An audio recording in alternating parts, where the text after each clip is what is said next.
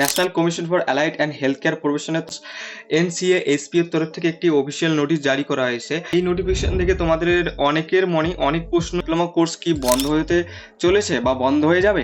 Diploma course করে কি আর চাকরি হবে না? বা ডিপ্লোমা কোর্সের ভবিষ্যৎ কি হতে চলেছে? তোমরা যারা ডিপ্লোমা কোর্স করেছো তোমাদের এখন কি হবে? এইরকম অনেক প্রশ্নের উত্তর নিয়ে আমি চলে এসেছি। তোমরা যারা ডিপ্লোমা কোর্স করছো বা ডিপ্লোমা কোর্স তোমাদের কমপ্লিট হয়ে গেছে বা তোমরা এই বছর ডিপ্লোমা কোর্সে অ্যাডমিশন নিছো, তোমাদের এখন কি হবে বা তোমাদের ভবিষ্যৎ এখন কি হবে, এই নিয়ে আমি আজকে আলোচনা করতে যাচ্ছি। তো ভিডিওটি শুরু করার আগে অবশ্যই সাবস্ক্রাইব করুন মেডটেক বাংলা। আমাদের ইন্ডিয়াতে আগে কিন্তু প্যারামেডিক্যালের জন্য কোনো নির্দিষ্ট কাউন্সিল ছিল না। যেমন নার্সিংয়ের জন্য যেমন ছিল ইন্ডিয়ান নার্সিং কাউন্সিল INC, ফার্মেসির জন্য যেমন ছিল pharmacy council of India PCI, medical বা MBBS এর জন্য ন্যাশনাল মেডিকেল কমিশন NMC। এরকমই প্যারামেডিক্যালের জন্য এর আগে কিন্তু কোনো কাউন্সিল ছিল না। তাই ভারতবর্ষ সরকার 2021 সালে একটা কাউন্সিল বানিয়ে দিয়েছিল, যেটার নাম হচ্ছে NCA-SP। এই কমিশনটি NCA-SP 24/4/2025 তারিখে একটা নোটিফিকেশনে জানিয়ে দিয়েছে। এইখানে যে 10টি তোমরা প্যারামেডিক্যাল কোর্সের নাম দেখতে পাচ্ছ, এই 10টি প্যারামেডিক্যাল কোর্স তারা অ্যাপ্রুভ করেছে NCA-SP অ্যাক্ট 2021 অনুযায়ী। তারা অ্যাপ্রুভ করেছে anaesthesia and operation technology, dialysis therapy, তার মধ্যে এরকম হেলথ ইনফরমেশন ম্যানেজমেন্ট, এরকম অপটোমেট্রি, এরকম 10টি কোর্স তারা নিজের আন্ডারে অ্যাপ্রুভ দিয়েছে। তারপর 1/7/2025 তারিখে তারা আবার একটা নোটিফিকেশন দিয়ে জানিয়ে দিয়েছে সমস্ত রাজ্যের সরকারি কলেজ বা ইউনিভার্সিটি এখন থেকে প্যারামেডিক্যাল টার্মটি ইউজ করতে পারবে না। এটা এখন ডিসকন্টিনিউ করে দিয়েছে এবং এটার নাম এখন অ্যালাইড অ্যান্ড হেলথ কেয়ার। এখন থেকে আর প্যারামেডিক্যাল টার্মটি ইউজ করা যাচ্ছে না। সমস্ত রাজ্যের কলেজ, ইউনিভার্সিটি, প্রাইভেট ইনস্টিটিউট সবাইকে নির্দেশ দেওয়া হয়েছে এটা।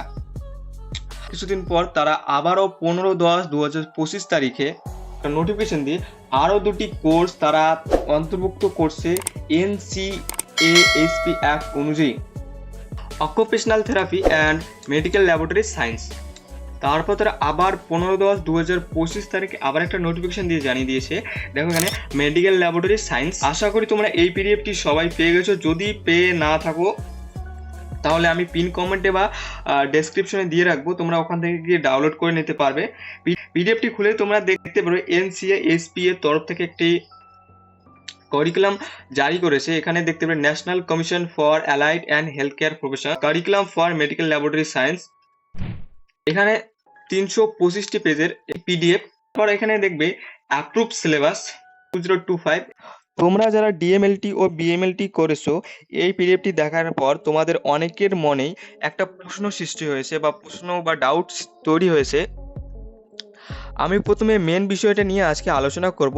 আর এই PDFটার মধ্যে পুরো সিলেবাস তোমরা পেয়ে যাবে। এখন থেকে কিন্তু DMLT আর থাকছে না, DMLT বা BMLT এখন থেকে আর থাকছে না। এখন থেকে এই DMLTর পরিবর্তে DMLS হয়ে গেছে আর BMLTটা এখন BMLS হয়ে গেছে। Career Progression for Laboratory Clinical and Diagnostic Qualification, the Role and Responsibility। তোমাদের এখানে দেখতে পারবে laboratory associated diploma in medical laboratory science, 2 years course plus 6 month internship only for diploma obtained before 2021। 2021 সালের আগে তুমি যদি ডিপ্লোমা কোর্সটি কমপ্লিট করে থাকো তাহলে তুমি অ্যাপ্লাই করতে পারবে। বিভিন্ন পোস্ট এর জন্য রিক্রুটমেন্ট হবে যখন সেন্ট্রাল গভর্নমেন্টের এক্সামের ক্ষেত্রে, সেন্ট্রাল চাকরির জন্য তুমি অ্যাপ্লাই করতে পারবে। তোমার যদি 2021 এর আগে ডিপ্লোমা কোর্সটি কমপ্লিট থাকে উইথ 6 মান্থ ইন্টার্নশিপ সহ। তারপর তুমি এখানে দেখতে পারবে মেডিকেল ল্যাবরেটরি টেকনোলজিস্ট, এখানে BMLTর বদলে BMLS হয়ে গেছে আর DMLTর বদলে কিন্তু DMLS হয়ে গেছে। Diploma in medical laboratory science, bachelor of medical laboratory science. এটা 4 বছরের কোর্স উইথ ইন্টার্নশিপ আর অথবা diploma in medical laboratory science 2 years plus 6 month internship plus 5 years experience clinical setting only for diploma obtained between 2015 and 2021। 2021-এর মধ্যে তোমার diploma complete থাকতে হবে। এরপর তুমি দেখতে পারবে টেকনিক্যাল অফিসার, যেমন টেকনিক্যাল অফিসার রিক্রুটমেন্ট যখন হবে BMLS plus 5 years experience plus 50% marks MMLS masters in medical laboratory সায়েন্সে প্লাস বিএমএলএস এ 8 বছরের এক্সপিরিয়েন্স লাগবে তোমার। তারপরে টেকনিক্যাল অফিসার 2 এখানে দেখতে পারো 3 ইয়ার্স এক্সপিরিয়েন্স। তারপরে রোল অ্যান্ড রেসপন্সিবিলিটি তোমরা এখানে দেখতে পারো, পড়ে নিয়ে দেখতে পারো। পিডিএফ এর ডিসক্রিপশনে লিঙ্ক দিয়ে রাখবো বা পিন কমেন্টে লিঙ্ক দিয়ে রাখবো, ওখান থেকে তুমি গিয়ে পড়ে নিতে পারো। এখন তারপরে সিনিয়র টেকনিক্যাল অফিসারের ক্ষেত্রে কী কী এক্সপিরিয়েন্স লাগবে তুমি এখানে পড়ে নিতে পারো। তারপরে চিফ টেকনিক্যাল অফিসারের ক্ষেত্রে কী কী লাগবে তোমরা এখানে দেখে নিতে পারো। এখন অনেকের মনে প্রশ্ন, এখন যারা 2022-এ অ্যাডমিশন হয়েছিলে বা 2023-এ অ্যাডমিশন নিয়েছিলে বা 2024-এ অ্যাডমিশন নিয়েছিলে বা 2025-এ অ্যাডমিশন নিয়েছো এই বছর, এখন তোমাদের ভবিষ্যৎ কি হবে? তোমরা কি সেন্ট্রাল গভর্নমেন্টের চাকরির জন্য বসতে পারবে? দেখো, এনসিএ এসপি শুধু একটা সার্কুলার জারি করেছে, এটা কার্যকর বা অ্যাপ্লাই বা লাগু কবে হবে এটা এখন নির্দিষ্ট বলা যায়নি বা স্পষ্টভাবে বলা নেই এখানে। এটি যদি লাগু হয় তাহলে এখানে অনেক সময় লাগতে পারে। এটা আজকে থেকেই বা কালকে থেকেই যে লাগু হবে বা শুরু হবে এমনটা কিন্তু না। দেখো 2-3 বছরও লাগতে পারে বা 2026 থেকেও শুরু হতে পারে। এখনও কিন্তু state medical faculty of West Bengal diploma course করায় পশ্চিমবঙ্গে, তারা কিন্তু কোনো অফিসিয়াল নোটিশ দেয়নি।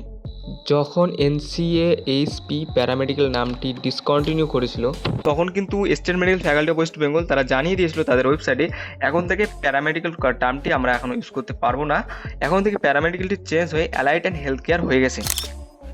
ঠিক তেমনি আমি আশা করছি state medical faculty of West Bengal জানিয়ে দেবে, তাই তুমি একটু শান্ত থাকো। আর যদি 2026 থেকে শুরু হয়ে যায় তাহলে যারা 2022-এ বা 2023-এ বা 2024-এ বা 2025-এ ডিপ্লোমা কোর্স করেছো বা অ্যাডমিশন নিয়েছো তাদের লেটারাল এন্ট্রি এর মাধ্যমে অ্যাডমিশন করা। এখন আমরা দেখব অ্যাডমিশন কিভাবে হবে। এখানে তুমি দেখতে পারবে যারা ডিএমএলটি বা ডিএমএলএস কোর্স করেছো তোমাদের কিন্তু 10% সিট অ্যালট থাকবে, যেটা বিএমএলএস করার জন্য লেটারাল এন্ট্রি মাধ্যমে তোমাদের বিএমএলএসে 10% সিট তোমার জন্য একটা রিজার্ভেশন থাকবে, যেটা বিএমএলএস কোর্স করার জন্য রিজার্ভেশন থাকবে, যেটা ল্যাটারাল এন্ট্রির মাধ্যমে তারা অ্যাডমিশন করবে অন মেরিট বেস। বিএমএলএস এর ক্ষেত্রে তোমাদের কোয়ালিফিকেশন বা ব্যাকগ্রাউন্ডে কী কী থাকা দরকার? এলিজিবিলিটি ফর অ্যাডমিশন তোমাদের ক্লাস 10+2 আর ইকুইভ্যালেন্ট এক্সামিনেশন পাস করতে হবে 50% মার্কস সহকারে। আর তোমাদের নিটের মাধ্যমে তোমাদের এখন থেকে এখানে অ্যাডমিশন করাবে বিএমএলএস কোর্সে। তোমাদের অবশ্যই 17 বছর হতে হবে বিএমএলএস কোর্সে অ্যাডমিশন হওয়ার ক্ষেত্রে। আর degree award bachelor of medical laboratory science BMLS এর ফুল ফর্ম, যেটা আমি আগে বলে দিয়েছিলাম তোমাকে।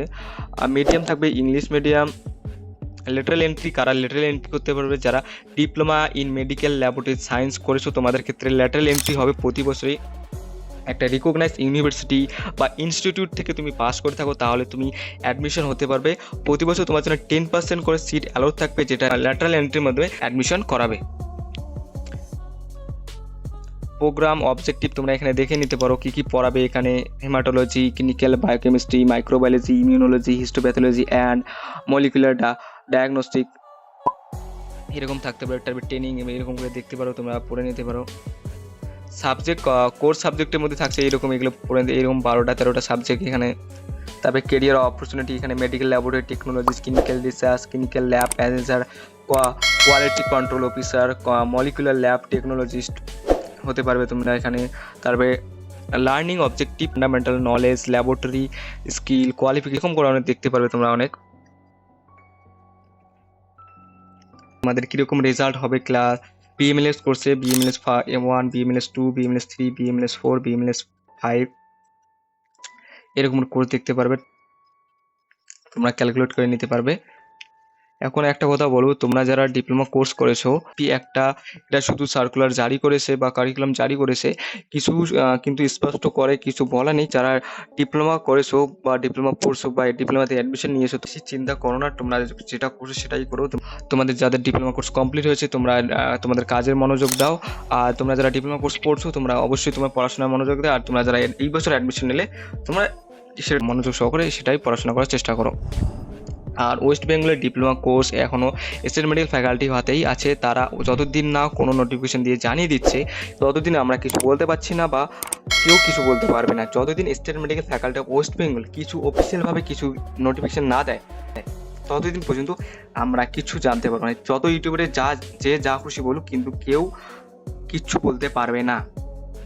এর মধ্যে তুমি যদি কোনো সরকারি কলেজ জেন পাস ইউজি এর মাধ্যমে তুমি পেয়ে যাও, কলেজ অ্যালট হয়েছে, তাহলে তুমি জেন পাস ইউজি এর মাধ্যমে কলেজ তুমি নিয়ে নেবে।